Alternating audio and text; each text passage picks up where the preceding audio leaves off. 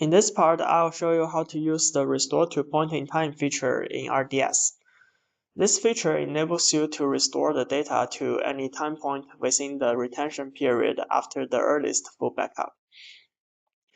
So to use this feature, you need to go to the backup and restorations page in a DB instance and click restore to point in time.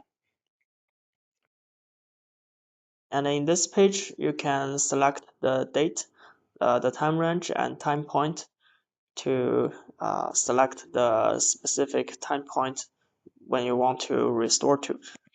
And it provides 3 restoration methods: restore to a new instance, restore to original instance, or restore to existing database.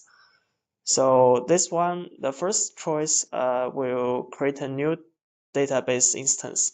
So if you choose this and click OK, then it will guide you to the create a new instance page. So you need to configure all the settings and purchase this new DB instance.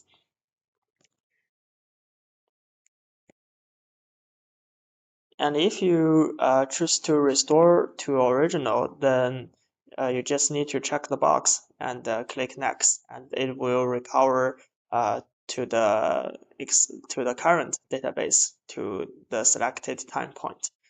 And if you click restore to existing, then if you have other database instance created, then you will find them in the below list. And then you just need to select the other DB instance and click next. And there are a few things to pay attention to.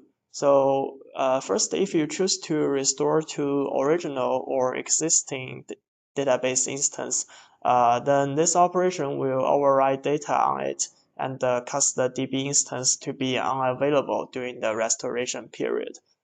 And to restore backup data to an existing database instance, the selected database instance must use the same DB engine and the same or later version than the original database instance.